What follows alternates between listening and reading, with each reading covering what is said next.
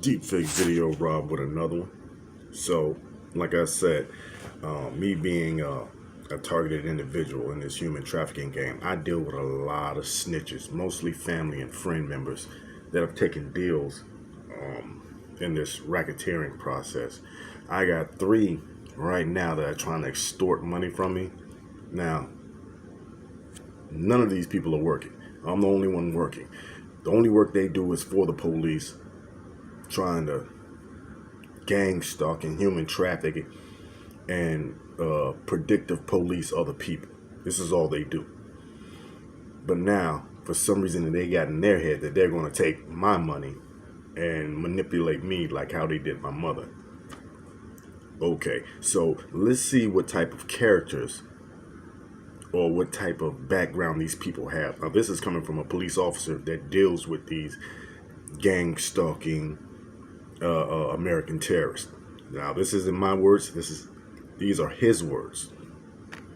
I'd love to hear you started off, if you don't mind, Brett. Just kind of hear your 2 cents on this and what, how you would weigh in on this, since you've seen it you've worked CIs, and then of course you've had to deal with guys that have had to supervise guys that work with CIs. So what's your thoughts on this? Well, from a cop perspective, of course, snitches are a dirty thing. You have to deal with it. They're the fact of life. They're liars. They're thieves. Why else would they be a snitch? Because the ones who want to work for money are really not as often as the ones who want to work off charges, and you've already got something hanging over your head. So from a street perspective, they're absolutely, undeniably important. From a manager perspective, you got to control those people, knowing that they're liars, cheats, and thieves. You got to control that. I think most agencies have come around. They're doing better with their policies, their training. Everybody gets that. Now, the reason we have to have oversight is, I will take you back to a personal experience many years ago, and not the one that you're thinking, Chip. I'm not going to bring that one out until the statute of limitations has well run. But back when I was doing some undercover work, we'll call it street anti-crime, back when it was brand new, we found ourselves in a position where we had a 16-year-old undocumented snitch that we needed to do something, and it turns out he didn't have a driver's license. Did you hear that? Let me rewind that back, because I don't want you people to think that I'm blowing smoke up your tailpipe. I told you they use women and kids to entrap, plant, and frame and lie on people. This is coming from a cop. Crime back when it was brand new. We found ourselves in a position where we had a 16-year-old undocumented snitch that we needed to do something, and it turns out he didn't have a driver's license, and we needed him to drive our police department van. So this is all going pretty far south as we speak.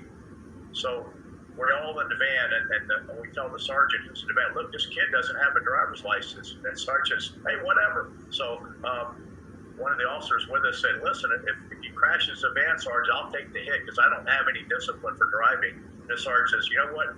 That sounds like a plan. Let's do it. So, from a street perspective, that's fine. From a management perspective, I would have taken me out and shot me in the head for doing something so incredibly stupid. Go ahead. Wow. Now, everything I've been telling you is facts. I have not made up one damn thing. It's like I tell you, at least on my block alone, there are like 6 informants. And I'm not even talking about the ones that are personally around me. I know these people. These people try to offer me jobs. Bruh, their game is dirty. Their game is dirty. People you think that would never be involved in human trafficking are involved. Deep fake with another one. Yup, roger that.